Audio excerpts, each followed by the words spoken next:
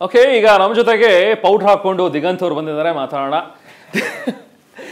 Powder ಗೀಡರ್ ಹಾಕೊಂಡು ರೆಡಿಯಾಗಿ laughing ಬುದ್ಧಾಗೆ ಬಂದಿದ್ದೀರಿ ಈಗ. ಅಲ್ಲ, ಅವನಿಗೆ ಪೌಡರ್ ಹಾಕೊಳ್ಳೋ ಅವಶ್ಯಕತೆ ನಾನು ಹಾಕೋಬೇಕಷ್ಟೇ ಒಂಚೂರು, ನಿಮ್ಮಿಬ್ರು ಕಲರ್ ಮಧ್ಯೆ ನಾನು ಒಂಚೂರು ಕಾಣ್ಲಿ. ಅಲ್ಲ, ಅವ್ರು ಕೊಡೋ ಪೌಡರ್ ಹಾಕೊಂಡ್ರೆ ಅದು ಬೇರೆ ತರ ಆಗ್ಬಿಡುತ್ತೆ ಆಮೇಲೆ. ಅದು ಆ ಪೌಡರ್ ಅದು. Okay Diganth, back to back movies. ಇಷ್ಟು ದಿನ ದಿಗಂತೆಲ್ಲಿ ಅಂತಿದ್ದವ್ರಿಗೆ ನೋಡ್ರ ಇಲ್ಲಿದ್ದೀನಿ ಅಂತೇಳಿ. ನಾಲ್ಕನೇ cinema, correct, super, yes, good time, ನಿಜ. ಸೊ ಲಾಫಿಂಗ್ ಬುದ್ಧದಲ್ಲಿ ಅವರಂತೂ ಹೆಡ್ ಕಾನ್ಸ್ಟೇಬಲ್ ಆಗಿ ಕಾಣಿಸ್ತಾ ಇದ್ರೆ, ನೀವೇನ್ ಕಳ್ಳ ಆಗಿ ಕಾಣಿಸ್ತಿದ್ರ ಅಥವಾ ನೀವು ಪೊಲೀಸ್ ಆಗಿ ಕಾಣಿಸ್ತಾ ಇದ್ರೆ, ಏನ್ ಕತೆ? ಅದೇ ಅನಿಸುತ್ತೆ, ಇರಬಹುದು. ಫೋನ್ ಮಾಡಿದ್ದೆ ಬೆಳಿಗ್ಗೆ, ನಾನು ಇವತ್ತು ಫಸ್ಟ್ ಟೈಮ್ ಇದಕ್ಕೆ ಬರ್ತಾ ಇರೋದು ಇಂಟರ್ವ್ಯೂಸ್. ಓಕೆ, ಆ ಶೂಟ್ ಅಲ್ಲಿ ಅಂದ್ರೆ ಆ ಮೂವಿ ಪ್ರಮೋಷನ್ ಬಿಸಿ ಇದ್ನಲ್ಲ, ಅವಾಗ ಕೇಳಿದ್ರೆ ಏನ್ ಹೇಳಿ ಸರ್ ಇದೀಗ, ಈಗ ನಮ್ಗೆ ಎಷ್ಟು ಕ್ಯಾರೆಕ್ಟರ್ ಬಗ್ಗೆ ನಾನು ರಿವೀಲ್ ಮಾಡಬಹುದು ಅವ್ರಿಗೆ ಕೇಳ್ಬಿಟ್ಟೆ.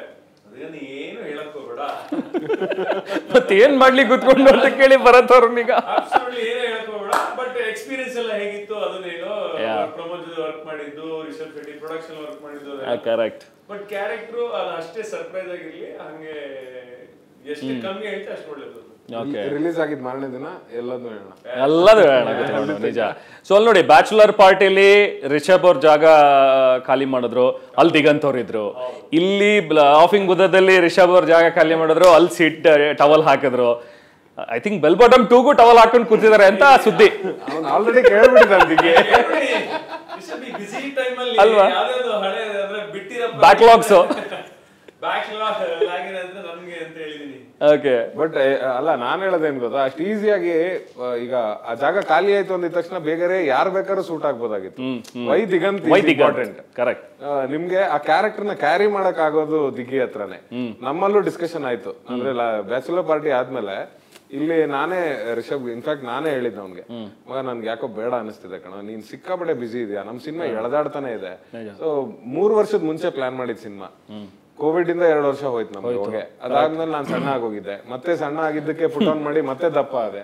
ಇದು ಎಳ್ದಾಡ್ತಿದೆ ಕಣ, ಏನೋ ಒಂದ್ ಪರಿಹಾರ. ಅಲ್ಲ, ನನ್ ಸಖತ್ ಇಂಟ್ರೆಸ್ಟ್ ಇದೆ ಶೆಟ್ರ ಆ ಕ್ಯಾರೆಕ್ಟರ್, ಹೆಂಗಾರು ಟೈಮ್ ಮಾಡ್ಕೊಂಡು ಮಾಡ್ಬಿಡ್ತೀನಿ ಅಂದ. ಇದು ನೋಡೋ ಜೋಶ್ ಕರೆಕ್ಟ್ ಆಗಿದೆ, ಬಟ್ ಹೋಶಕ್ ಬಂದ್ ಮಾತಾಡೋದು ವರ್ಕ್ ಆಗಲ್ಲ, ಆಯ್ತಾ? ವರ್ಕ್ ಆಗಲ್ಲ, ನಿನಗ್ ಪುರ್ಸೋತಿಲ್ಲ, ನನಗೆ ಗೊತ್ತು. ಅಂಡ್ ನೀನ್ ಇಲ್ಲಿ ಬಂದ್ರು ಇವಾಗ ಈ ಸಿನಿಮಾ ಕಾನ್ಸಂಟ್ರೇಟ್ ಮಾಡಕ್ ಆಗಲ್ಲ, ಯಾಕಂದ್ರೆ ಅಷ್ಟು ರಿಸರ್ಚ್ ವರ್ಕ್ ನಡೀತಾ ಇತ್ತು ಕಾಂತಾರದ್ದು.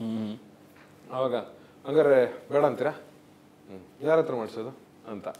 ಅವಾಗ ಭರತ್ ನಾನು ರಿಷಬ್ ಕೂತಿದ್ದಾಗ ಈ ಕ್ಯಾರೆಕ್ಟರ್ನ ಈ ಲುಕ್, ಈ ಗೆಟಪ್ ಮೋಸ್ಟ್ಲಿ ದಿಗಂತ್ ಕ್ಯಾರಿ ಮಾಡ್ತಾರೆ ಅಂತಂದು ಟಕ್ಕಂತ, ಹೌದಲ್ಲ ಒಂದ್ ನಿಮಿಷ ರೀ ಅನ್ನ. ಏನ್ ಸೆಕೆಂಡ್ ಥಾಟೇ ಇಲ್ಲ ಅಲ್ಲಿ.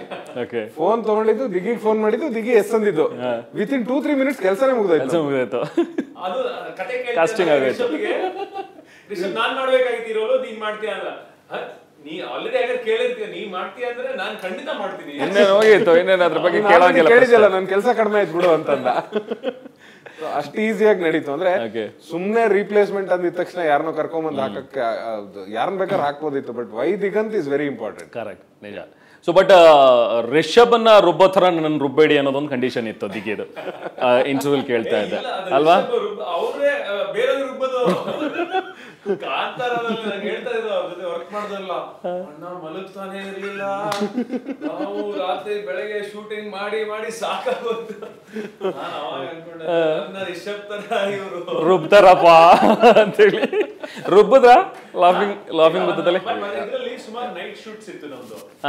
ನೈಟ್ ಶೂಟ್ಸ್ ಇತ್ತು ಅವಾಗ, ಆಗೊಂದ್ 2-3 ದಿನ ಆಗಿದೆ.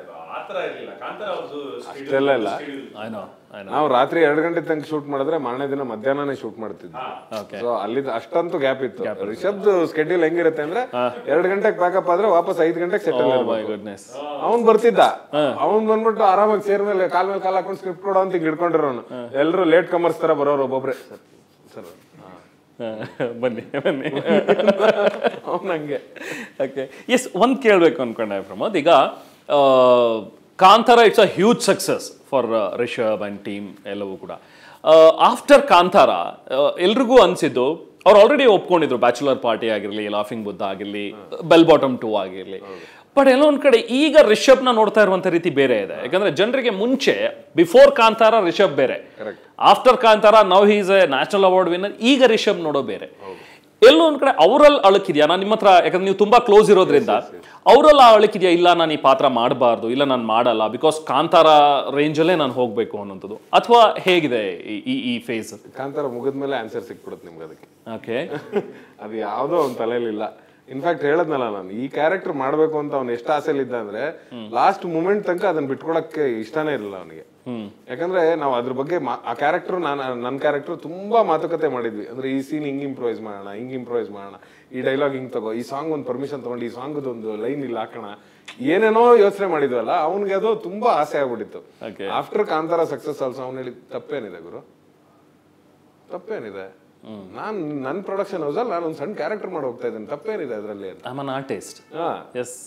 ತಪ್ಪೇನಿದೆ ಅದ್ರಲ್ಲಿ? ನಾನು ಕಾಂತಾರದಲ್ಲಿ ನನ್ನ ಆ ಶಿವನಾಗಿ ನೋಡಿದೀರಾ, ಇಲ್ಲಿ ಬೇರೆ ತರ ನೋಡ್ತೀರಾ ಅಂತ ಅದ್ರ ಬಗ್ಗೆನೂ ಡಿಸ್ಕಷನ್ ಆಯ್ತು. ಮಗ ಇವಾಗ ಸ್ಟಾರ್ ಕಣ ನೀನು, ಯಾಕೆ ಬೇಕಿವಲ್ಲ ಅಂತ. ನನಗೇ ಇಲ್ಲ, ನಿನಗೆ ಯಾಕದು, ಸುಮ್ ಕೂತ್ಕೋ ಅಂತ. ಅದಕ್ಕೆ ಉತ್ತರ ಅದಕ್ಕೆ ಹೇಳಿದ್ ನಾನು, ಕಾಂತಾರ ಆಗಿದ ತಕ್ಷಣ ಆ ತರದ್ ಏನಾರು ಒಂದು ಕಾಂಡ್ ಮಾಡ್ಲಿಲ್ಲ ಅಂದ್ರೆ ಅವ್ನಿಗೆ ಸಮಾಧಾನ ಇಲ್ಲ, ಮಾಡೇ ಮಾಡ್ತಾನೆ.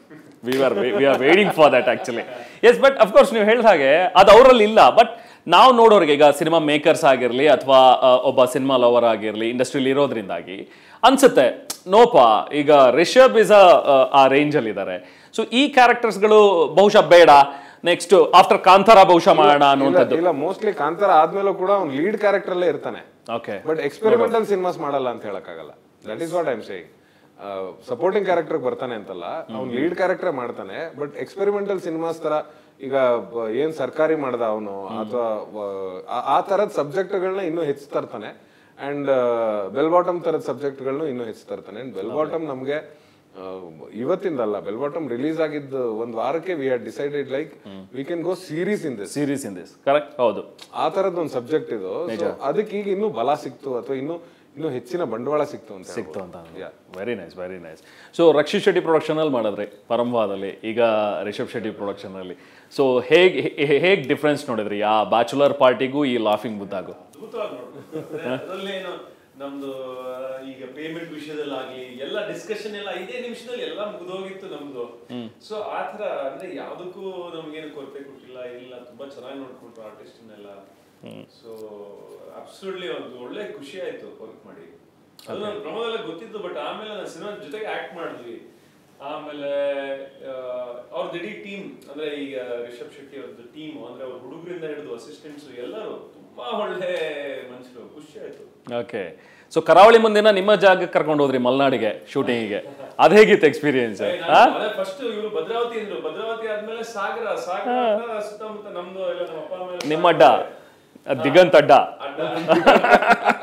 ಅದು ಒಂದು ಬಸ್ ಸ್ಟ್ಯಾಂಡ್ ಅಲ್ಲಿ ಶೂಟ್ ಮಾಡಿದೀವಿ ಒಂದ್ ದಿವಸ ರಾತ್ರಿ. ಸಾಗರ ಬಸ್ ಸ್ಟ್ಯಾಂಡ್ ಫುಲ್, ಪಕ್ಕದಲ್ಲೇ ಮನೆ, ನಾನು ಅಲ್ಲೇ ನಮ್ಮ ಅಜ್ಜನ ಮನೆ, ಅದು ಅಪ್ಪನ ಮನೆ, ಅಲ್ಲೇ ನಾನು ಹುಟ್ಟು ಬೆಳೆದಿದ್ದು. ಅಂದ್ರೆ ರಜೆಗೆ ಹೋಗ್ತಾ ಇದ್ವಿ ನಾವು, ತೀರ್ಥಹಳ್ಳಿಯಿಂದ ಸಾಗರಕ್ಕೆ ರಜೆ ಹೋಗ್ತಾ ಇದ್ವಿ. ಅದು ನಮ್ಮ ಅಜ್ಜನ ಮನೆ, ಅದು ಇವಾಗ ನಂದದು ಮನೆ.